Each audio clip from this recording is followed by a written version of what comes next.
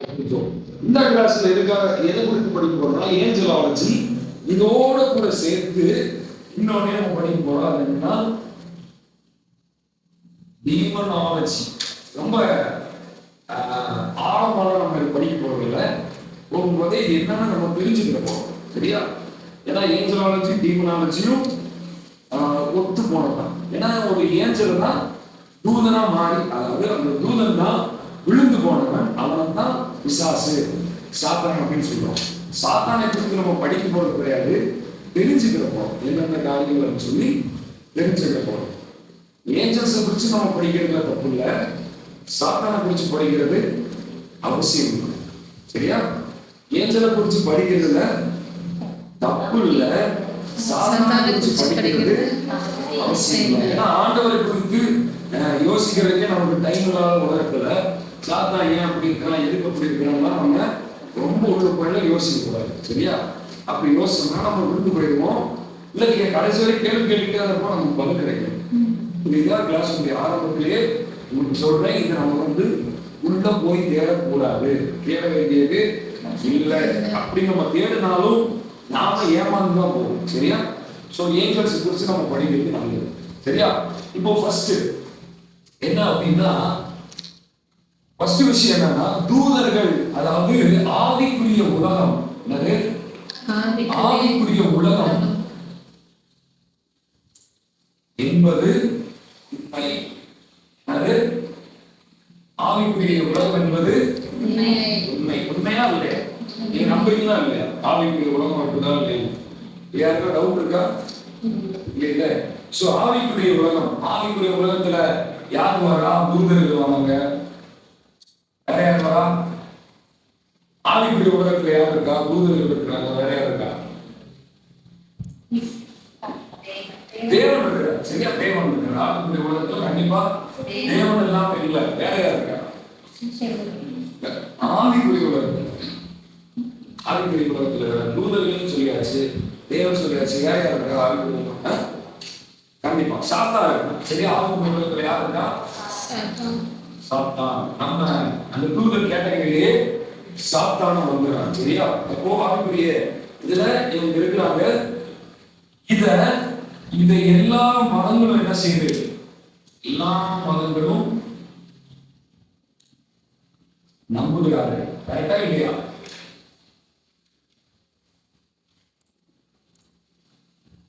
ஆமாவா இல்லையா? எல்லா மதங்களும் நம்புறாங்களா இல்லையா? ஒரு ஆவிக்குரிய உலகம் இருக்கு, கண்ணுக்கு தெரியாத ஒரு உலகம் இருக்குன்னு சொல்லி எல்லா மதத்துல உள்ளவங்களும் நம்புறாங்க. அவங்க என்ன சொல்றாங்க? பேய்னு சொல்றாங்க, ஆவின்னு சொல்றாங்க, செத்து போனவங்க அப்பா அம்மா வந்துருக்கிறாங்கன்னு சொல்றாங்க. இப்படி பல விதமா சொல்றோம். அப்போ எல்லா மதங்களும், புத்த மதமா இருந்தாலும், ஜெயின மதமா இருந்தாலும், நம்முடைய தமிழ் மதமா இருந்தாலும், இந்து மதமா இருந்தாலும், எந்த மதமா இருந்தாலும் எதை நம்புறாங்க? என்ன நம்புறாங்க? ஆவிக்குரிய உலகம் என்பது உண்மை அப்படின்றது, அது இருக்குது அப்படின்றத நம்புறாங்க. சரியா? இப்போ பைபிள்ல ஒரு சில மனிதர்கள் இந்த இது இல்ல, அதாவது ஆவிக்குரியது இல்ல, தூதர்கள் இல்ல அப்படின்னு சொல்றாங்க. அவங்க யாரு அப்படின்னா சதுசேயர்கள். யாரு? சதுசேயர்கள். இங்கிலீஷ்ல சாதுசீஸ் அப்படின்னு சொல்லுவாங்க. சரியா? இந்த சதுசேயர்கள் எதை நம்ப மாட்டாங்க அப்படின்னு சொன்னா, என்னன்னா ஃபர்ஸ்ட் எதுனா உயிர்த்தெழுதல் இல்லை. அது இல்லை. ரெண்டாவது எதை நம்புறாங்கன்னா, எதை நம்ப மாட்டாங்கன்னா தூதர்கள் இல்லை.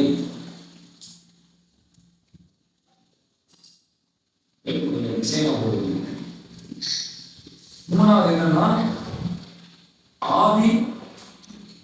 ஆவிக்குரிய காரியங்கள்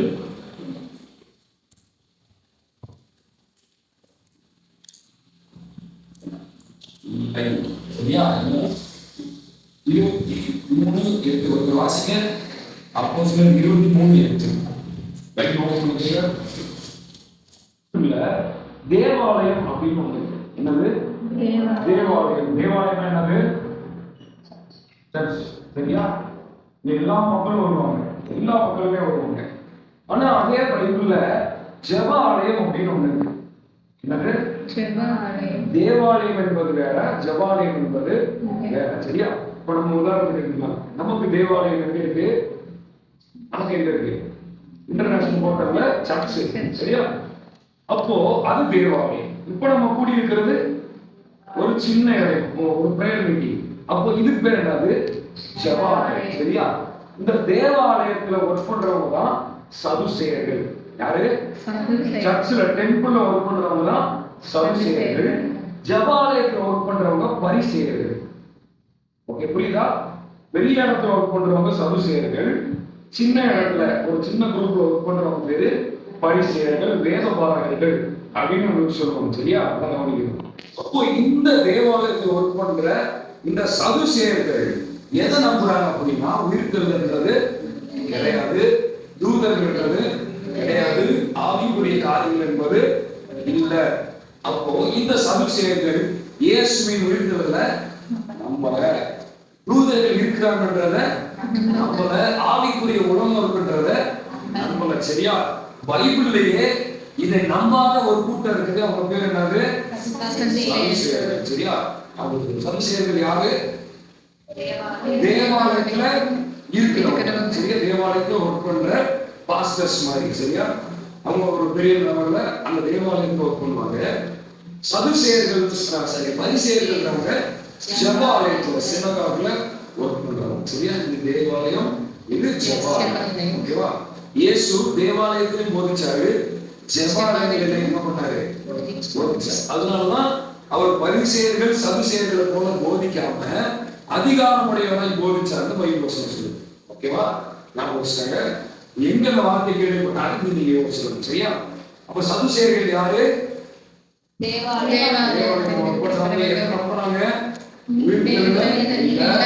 தேவதூதர்கள் இல்ல,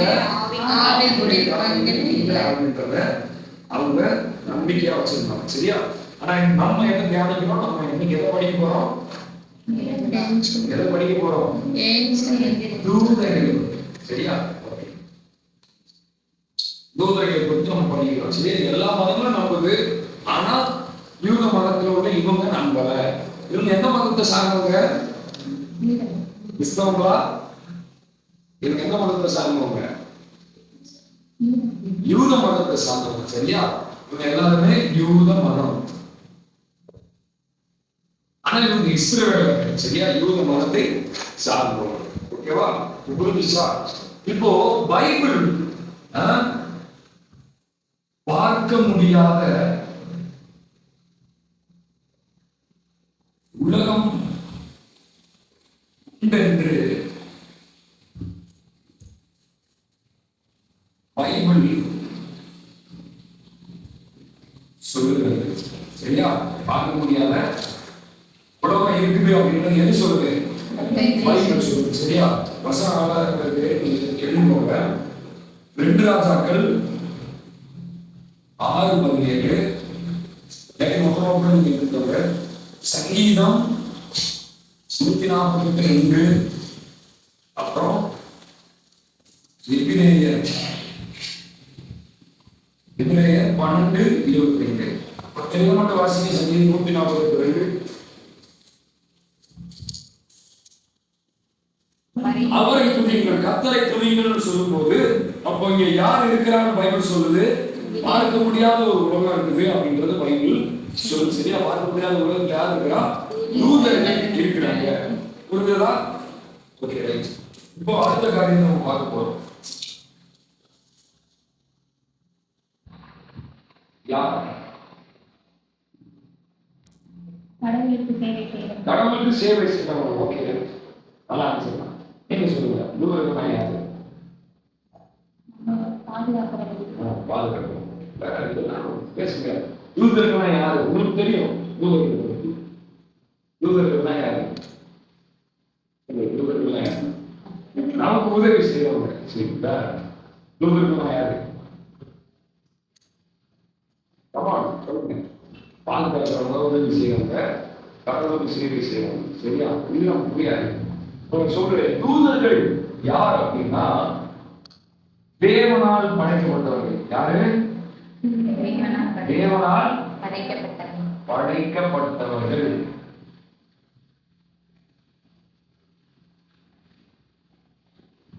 அது தேவனுடைய சிருஷ்டிப்பு அப்படின்னு நம்ம சொல்லிக்கலாம். சரியா? தூதர்கள் தானாய் உருவானவங்க கிடையாது, தேவனால படைக்கப்பட்டவர்கள் தான் தூதர்கள். நல்லா ஞாபகம் வச்சுக்கணும். தூதர்கள் தானாய் உருவானவங்க கிடையாது, தூதர்கள் தேவனால படைக்கப்பட்டவர்கள். தேவன் தான் தூதர்களை படைச்சார். சரியா? அப்போ விழுந்து போன தூதன் யாரால படைக்கப்பட்டவன்? தேவனால படைக்கப்பட்டவன். நல்லா கவனிக்கணும். தேவன் அவனை சாத்தானாவே படைக்கல, அவனை தூதனாதான் படைச்சார். இதெல்லாம் சேர்ந்து இதுதான் சொன்னேன், டீமானாலஜி சேர்ந்து வர சொல்லி. சரியா? சாத்தான ஆண்டவர் படைக்கல, லூசிபர் ஆண்டவர் படைக்கல. ஆனா நீங்க தூதர்கள் தேவனால் படைக்கப்பட்டவங்க ஃபுல்லா இருக்கிறீங்க. சரியா? நான் ஷார்ட்டா இருக்கிறேன், நீங்க ஃபுல்லா இருக்கிறீங்க. தூதர்கள் தேவனால் படைக்கப்பட்டவர்கள் அப்படின்றத நம்ம எழுதுவோங்க. அதுக்கப்புறம் ஆவிக்குரிய தோற்றமுடையவர்கள். அது ஆவிக்குரிய தோற்றம். ஆவிக்குரிய தோற்றம் அதாவது அவங்கள சரீர கண்ணால பார்க்க முடியாது, அவங்க ஆவியில இன்விசிபிளா இருப்பாங்க. இன்விசிபிளா தெரியுங்களா? மறைஞ்சு இருப்பாங்க, கண்ணுக்கு தெரியாதவங்களா இருக்கிறவங்க. சரியா? அதுக்கப்புறம் அந்த ஸ்பிரிச்சுவல் பீயிங் அப்படின்னு சொல்லிட்டு இவங்களுக்கு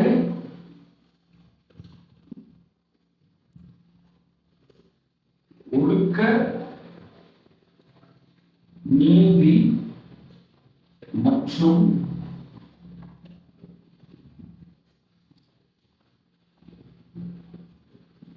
உயர்ந்த அறிவும் கொண்டவர்கள். சரியா?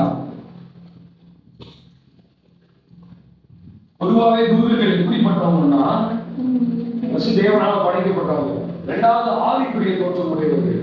அதுல உங்களுக்கு என்ன சிறப்பு அப்படின்னா ஒழுக்கமும் நீதிமானவங்க. சரியா? அதாவது நல்லவங்க. தூதர்கள்னாலே நல்லவர்கள் தான் சொல்லி ஆண்டவர் சொல்றார். சரியா? அப்போ ஒழுக்கம், நீதி மற்றும் உயர்ந்த அறிவு கொண்டவர்கள். நம்மள மாதிரி கிடையாது, நம்மளோட பலம் வாய்ந்தவங்க, நம்மளோட ஞானம் கொண்டவங்க, நம்மளோட எல்லாம் செய்வதற்கு வல்லமை உள்ளவங்க தான் யாரு? தூதர்கள். சரியா? நம்மளோட ரொம்ப எக்ஸ்ட்ரீமா நம்ம ஒரு லெவல்ல இருக்கிறவங்க, இந்த உலகத்துல இன்டெலிஜென்டா இருப்பாங்கல்ல, அவங்கள விட பெரியவங்க தான் தூதர்கள். சரியா? அவங்களோட பல மடங்கு ஞானத்திலே சரி, நீதியிலே சரி, வாழ்க்கையில சரி ஒழுக்கமானவங்க, நீதியானவங்க, உயர்ந்த அறிவு கொண்டவங்க. சரியா? ஹைலி இன்டெலெக்சுவல், ரொம்ப ஞானமானவங்க. அவங்களுக்கு என்ன கிடையாது? சரீரம் கிடையாது. என்ன கிடையாது? சரீரம் கிடையாது. சரீரம் கிடையாது. எந்த தூதர்களுக்கு என்ன கிடையாது? சரீரம் கிடையாது. சரியா? இப்போ ஒருத்தர் ஒருத்தர் பிரசங்கம் பண்ற ஒரு 400 நூறுன்னு சொல்லி சொல்றாருன்னா அவர் நம்பலாமா? கூடாது. நம்பலாமா? கூடாது. கூடாது. ஏன்? தூதர்களுக்கு என்ன கிடையாது? சரீரம் கிடையாது. புரியுதா? ஆண்டவர் நம்மளை தூதனா படைக்கல, நம்மளை எல்லாரும் எப்படி படைச்சிருக்கிறாரு? மனுஷியா படைச்சிருக்கிறார். அதுதான் ஹியூமன் பீயிங்ஸ். நமக்கு சரீரம் இருக்குது. நல்லா புரிஞ்சுச்சா? நமக்கு என்ன கிடையாது? சரீரம் கிடையாது. சரியா? இப்போ இதுக்கு ஒரு எக்ஸாம்பிள் வசனம் நம்ம வாசிக்க போறோம். நெகேமியா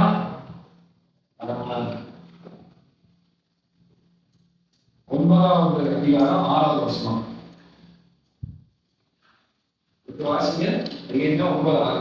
எல்லாவற்றையும் உண்டாக்கினீர், அவைகளை எல்லாம் நீர் காப்பாற்றுகிறீர். அவைகளை எல்லாம் நீர் காப்பாற்றுகிறீர். வானசேனைகள் உண்மை பணிந்து கொள்கிறது. பாருங்க, அங்க என்ன போட்டிருக்கு?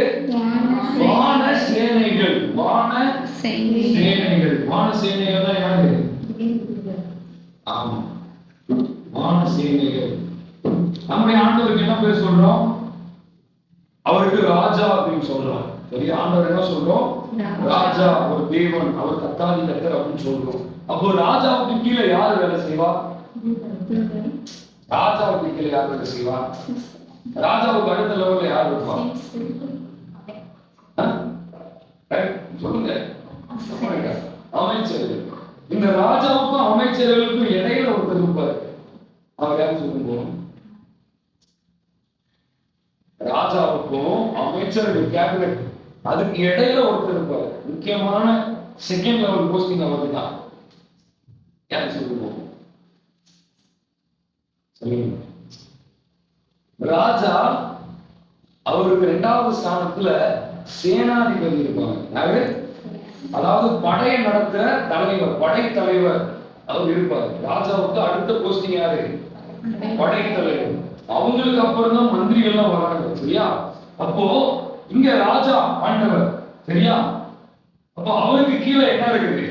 ஒரு சேனை இருக்கு. சரியா? இந்த வான சேனை அப்படின்னு சொல்லும்போது இது யாரை சொல்லுது?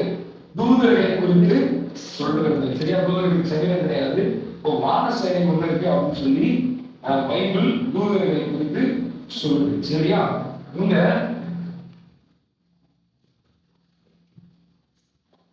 தேவனுடைய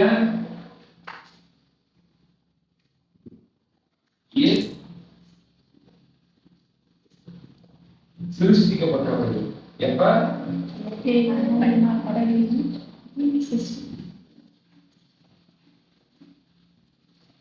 ஓகேவா? அந்த 7 நாள் கிரியேஷன் தெரியும்ல, ஆதியாகமத்துல 7 நாள் நம்ம படைப்பு பார்க்கிறோம்ல. அப்ப அந்த 7 நாள் படைப்பு சிருஷ்டிக்கப்பட்டவர்கள். இதுக்கு உதாரணம் எங்க இருக்குன்னா ஆதியாகமம் 2ஆம் அதிகாரம் 1ஆம் வசனம். வாசிங்க சொல்றார். ஆதியாகமம் 2ஆம் அதிகாரத்துல 1ஆம் வசனம்.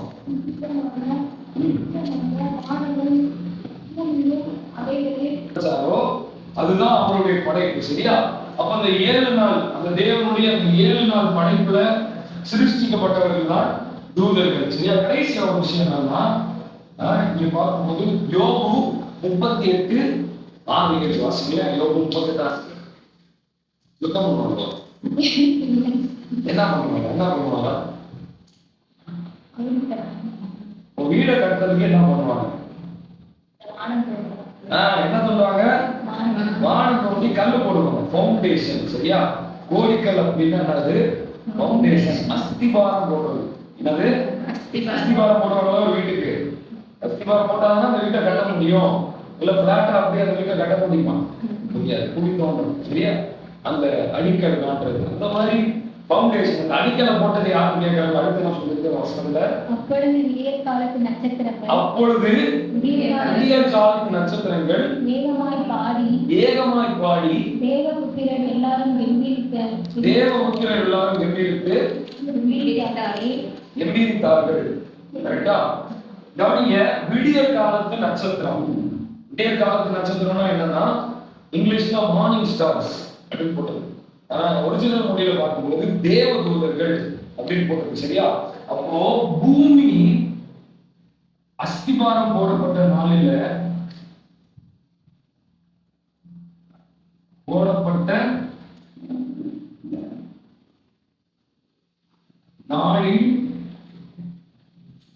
தேவதூதர்கள்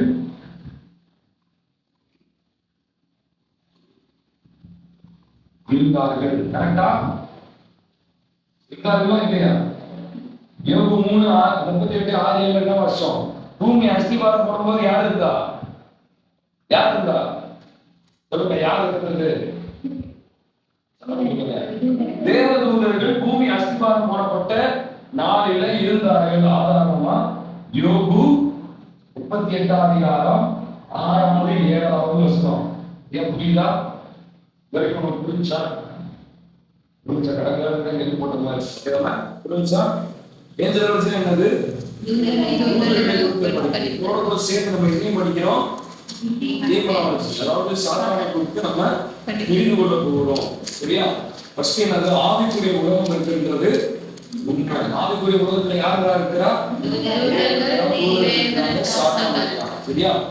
அசுத்த ஆவிகள், பில்லிசுமை ஆவிகள் எல்லாமே இந்த ஆவிக்குரிய உலகத்துலதான் இருக்குது. அப்போ இதெல்லாம் எல்லா மதங்களுமே என்ன செய்யறாங்க? ஆனா யூத மதத்தினோட சதிசீலர்கள் மட்டும் ஈர்த்தல்கள் இல்ல, தேவதூதர்கள் இல்ல, ஆவிய காரியம் இல்ல அப்படின்றத அவங்க புறக்கணிக்கிறாங்க. சரியா? அப்போ பார்க்க முடியாத உலகம் இருக்குதுன்னு பைபிள் சொல்லுது. அதுக்கு ஆதார வசனம் 2 ராஜாக்கள் 6:17, சங்கீதம் 142, எபிரேயர் 12:22 வசனம் சொல்லுது. சரியா? தூதர்கள்னா யாரு? தேவனால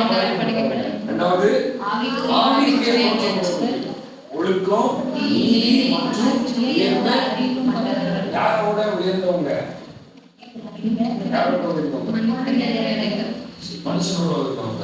சரி, அவங்களுக்கு என்ன கிடையாது? சரீரம் கிடையாது.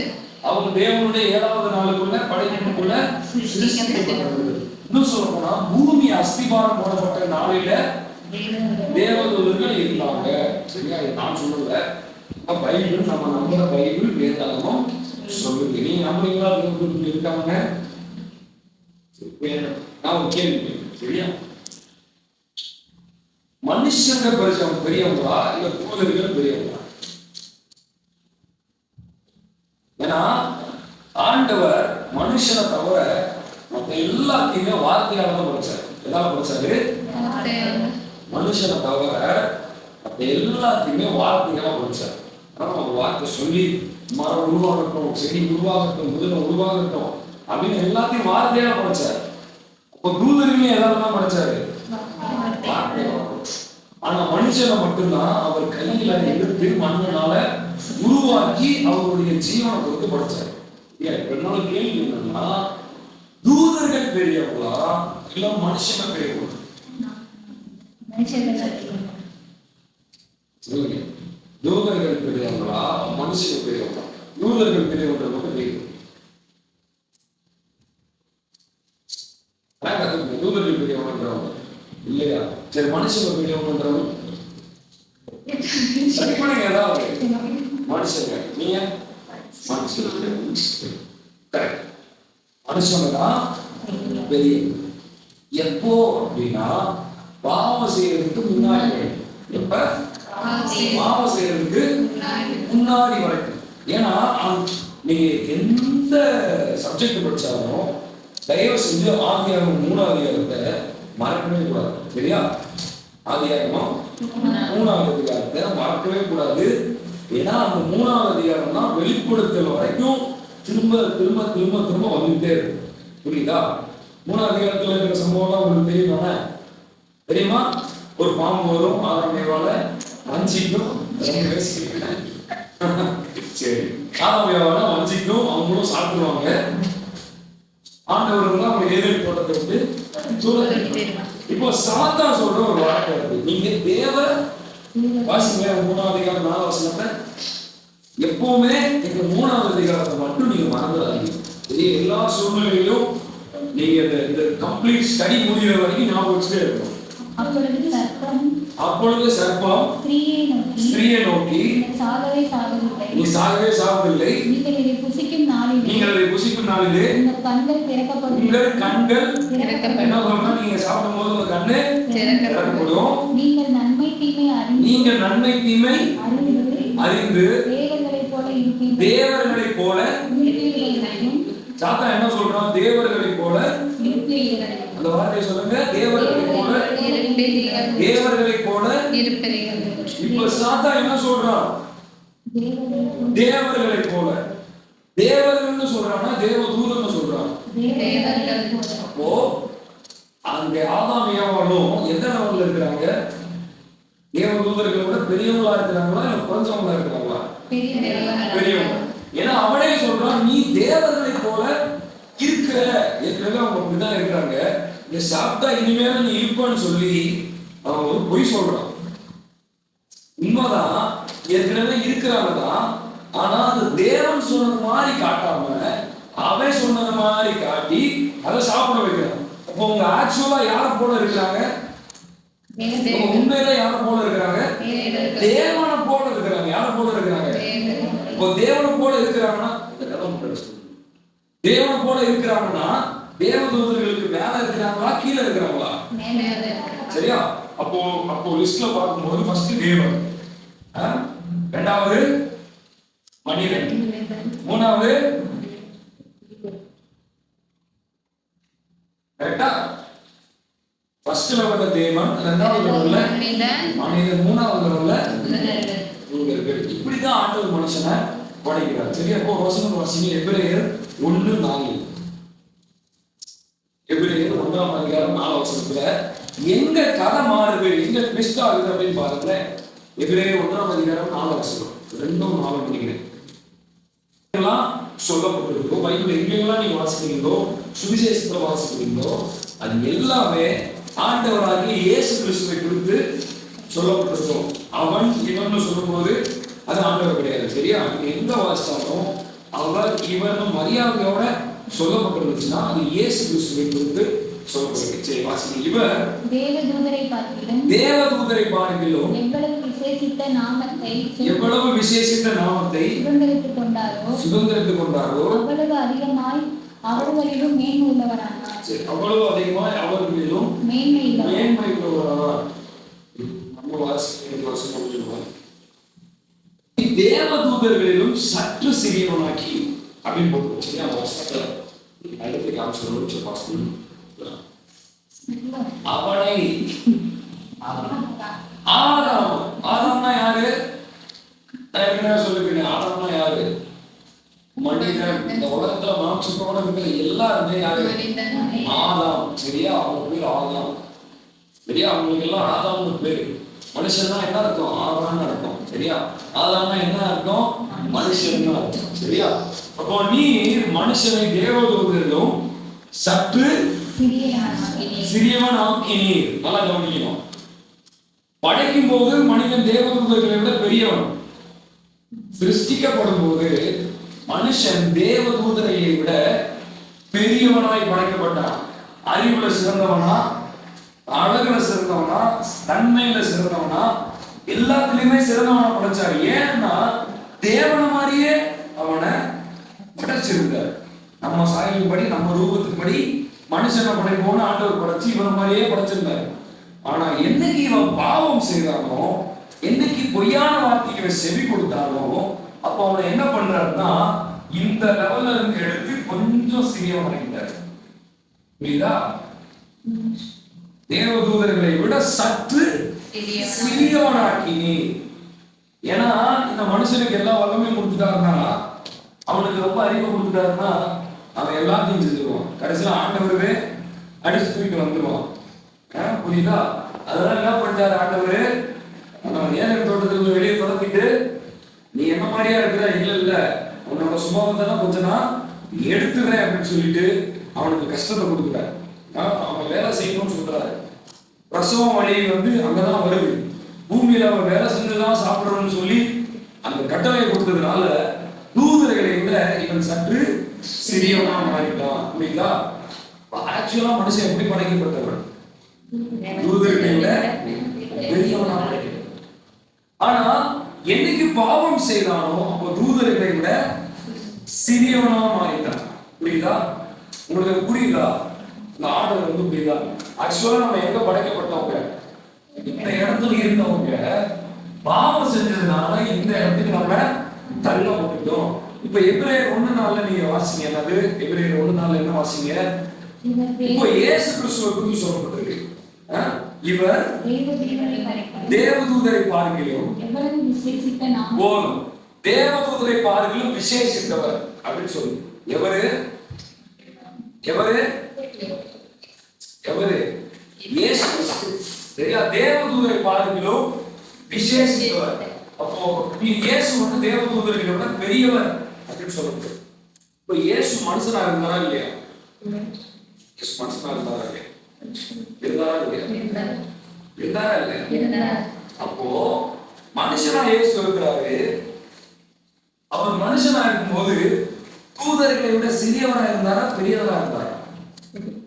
இப்ப நம்ம எல்லாருமே தூதர்களோட சின்னவங்க தான், குறைந்தவங்க தான். அளவுல, அறிவுல, பலத்துல எல்லாமே கம்மியானவங்க தான். சரியா? இப்போ இயேசு மனுஷனா தானே பூமியில இருக்காரு. அப்போ அவர் தூதர்களை விட பெரியவரா இருந்தாரா சிறியவரா இருந்தாரா? பெரியவரா சிறியவரா?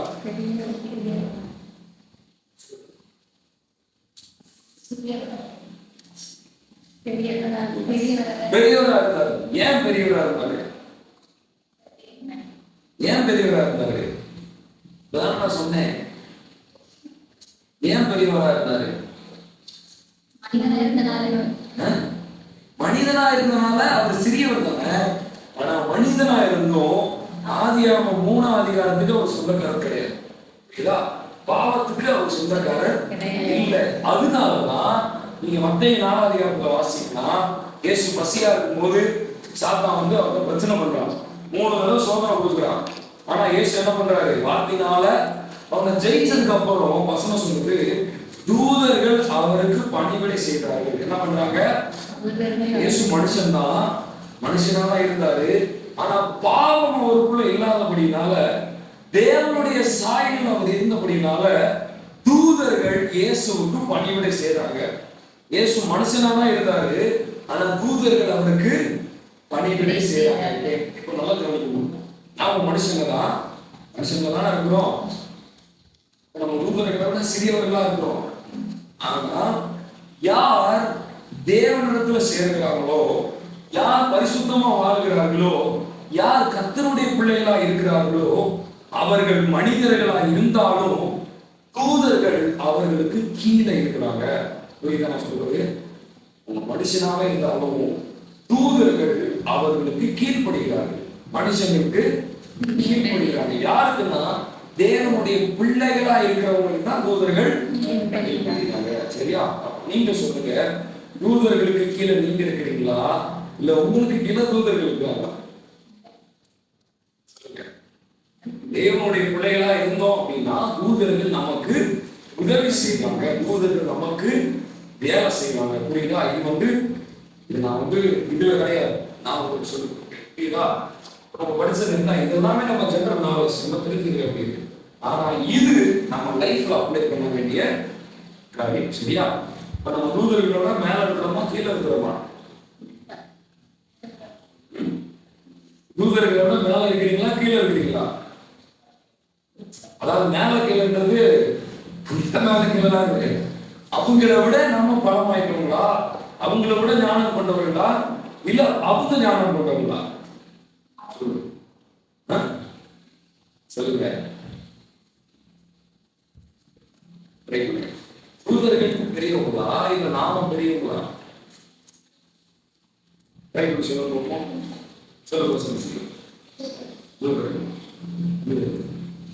ஏன்னா நான் இன்னும் தேவனுடைய பிள்ளையா மாறல, நான் இன்னும் ஆண்டவருக்கு எனக்கு தூரமா தானே இருக்கேன். அதனால தூதர்கள் ரொம்ப பெரியவங்க நான் நினைக்கிறேன்.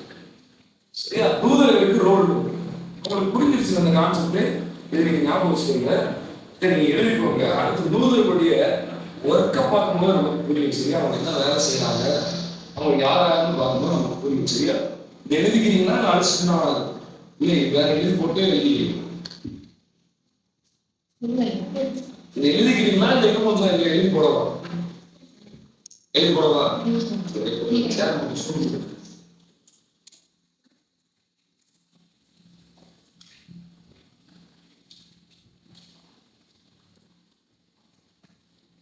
உங்களுக்கு தெரிஞ்ச தூதர்களோட பேர் சொல்லுங்க பாப்போம். சரி, நீங்க சொல்லுங்க, உங்களுக்கு தெரிஞ்ச தூதரோட பேர்.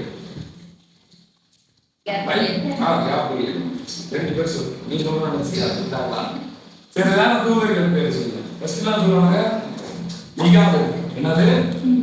மிகாவேல். சரியா? பைபிள்ல தூதர்களுக்கு பேர் இருக்கு. பைபிள்ல தூதர்களுக்கு பேர் இருக்குது. என்னது? மிகாவேல். இங்கிலீஷ்ல மைக்கேல். உங்க ஃப்ரெண்ட் யாராவது மைக்கேல் இருக்காங்களா? நம்ம மைக்கேல் ஏதாவது பேர் இருக்கா? மைக்கேல் ரசி. மைக்கேல் அப்படின்றது தமிழ் பேர் தான் மிகாவேல். சரியா? நீங்க மைக்கேல் எழுதிட்டீங்கன்னா மிகாவேல் எழுதிங்க. சரியா? ரெண்டாவது பேர் என்ன சொன்னீங்க? காபிரியேல். என்ன பேரு? காபிரியேல். சரியா? ஃபர்ஸ்ட் என்ன? மைக்கேல். ரெண்டாவது காபிரியேல். வேற ஏதாவது பேர் தெரியுமா? தூதர்களுக்கு வேற ஏதாவது பேர் தெரியுமா? யோசிக்காம நீங்க அதை கூப்பிடுற என்ன தூதர்களுக்கு வேற பேரு? சரி, நான் ஒரு பேர் எழுதுறேன், தூதனான்னு சொல்லுங்க.